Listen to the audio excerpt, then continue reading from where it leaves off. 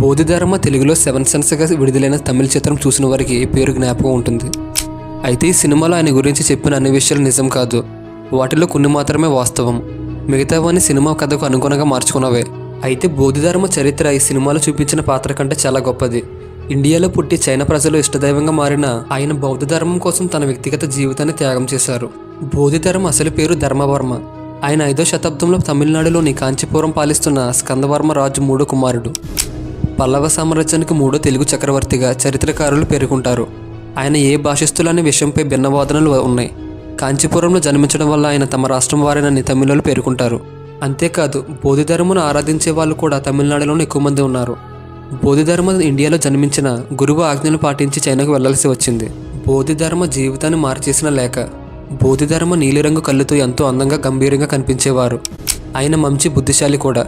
అయితే ఓ రోజు ప్రజ్ఞతర అనే బౌద్ధ సన్యాసి స్కందవర్మ కోటకు వచ్చాడు. ధర్మవర్మ కోసం అక్కడ ఒక లేఖను వదిలి వెళ్లారు. అందులో జననానికి ముందు నీవెవరు, జన్మించిన తర్వాత నీవెవరు అని రాసి ఉంది. ఆయన అలా ఎందుకు రాశారో ధర్మకు అర్థం కాలేదు.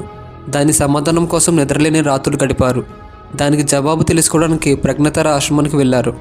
ఆ సన్యాసిని కలిసిన బోధిధర్మకు సమాధానం లభించలేదు. నీవు కానీ దీనికి సమాధానం వెతుక్కోవాలని ఆ ప్రజ్ఞతర సన్యాసి చెప్పారు. బంధాలకు, సుఖాలకు, అధికారాలకు లోనైతే ఉన్నంతకాలం ఈ ప్రశ్నకు సమాధానం లభించదు. ఇందుకు నీవు ఆధ్యాత్మిక మార్గాన్ని ఎంచుకోవాలని ప్రజ్ఞతర సన్యాసి చెప్పారు. దీంతో బోధిధర్మ తన రాజ్యాన్ని వదిలి ఆశ్రమంలోనే ఉంటానని చెప్పాడు. బౌద్ధ సన్యాసిని స్వీకరించి ప్రజ్ఞతర సన్యాసి వద్ద శిష్యరికాన్ని చేరాడు.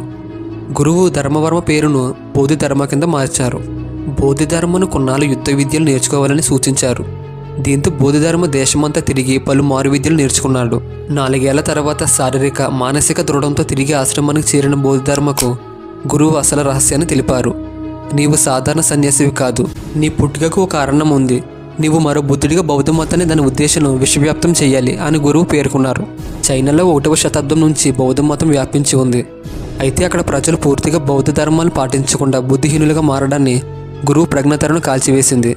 అక్కడ బౌద్ధ ధర్మాన్ని రక్షించేందుకు 2వ బుద్ధుడిగా వెళ్లాలని బోధిధర్మకు ఆదేశించారు. అక్కడ అడుగు పెట్టడానికి ముందు బౌద్ధ గ్రంథాలు, చైనా భాష, సాంప్రదాయాల మీద అవగాహన తెచ్చుకోవాలని చెప్పారు.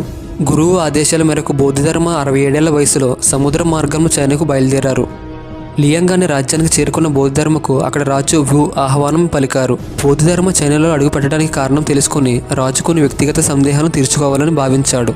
తను ఎన్నో దాన ధర్మాలు చేస్తున్నానని, బౌద్ధ సన్యాసులు పోషిస్తానని తెలుపుతాడు. ఇన్ని పుణ్యాలు చేస్తున్నందుకు తనకి స్వర్గానికి వెళ్తానా లేదా నరకానికి వెళ్తానా అని అడిగాడు. రాజు అడిగిన ప్రశ్నకు బోధిధర్మ సమాధానం చెబుతూ, నువ్వు తప్పకుండా నరకానికే వెళ్తావు. నీవు దానం ద్వారా పుణ్యాన్ని కొంటున్నావు. ఇలాంటి వారు తప్పకుండా నరకానికి పోతారు అని బోధిధర్మ తెలిపారు. అంతే. ఆ సమాధానం వినగానే రాజుకి కోపం వచ్చింది. వెంటనే అతని కోట వదిలి వెళ్లాలని రాజు ఆదేశించాడు. దీంతో బోధిధర్మ అక్కడి నుంచి ఉత్తర చైనాను చేరారు. బోధిధర్మ బోధనలు చేస్తూ చైనా ప్రజలకు ఇష్టదైవంగా మారారు.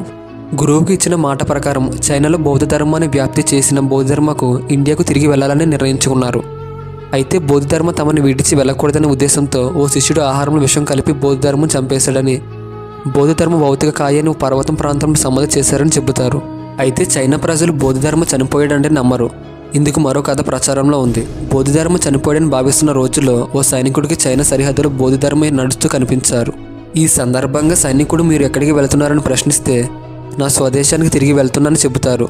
త్వరలో మీ రాజు చనిపోతారని బోధిధర్మ అతనికి తెలుపుతారు. తను బతికే ఉన్నానని చెబితే నువ్వు కష్టాల్లో పడతావని హెచ్చరించి అక్కడి నుంచి వెళ్ళిపోతారు. అయితే ఆ సైనికుడు బోధిధర్మ బతికే ఉన్నాడని తను చూశానని రాజుకు చెబుతాడు. అసత్యం చెబుతున్నావంటూ రాజు అతన్ని జైల్లో బంధిస్తాడు.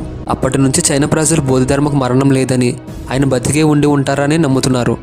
బోధిధర్మ ఓ రోజు తన కనుపాపలను కూడా తొలగించుకున్నారు. ఓ రోజు ఆయన ధ్యానం చేస్తూ నిద్రలోకి జారుకున్నారట. మళ్ళీ అలా జరగకుండా ఉండాలని ఆయన తన కనురెప్పలను కూడా తొలగించుకున్నారు. ఈ వీడియో మీకు నచ్చినట్టయితే లైక్ చేసి, షేర్ చేసి, సబ్స్క్రైబ్ చేసుకోండి ఫ్రెండ్స్.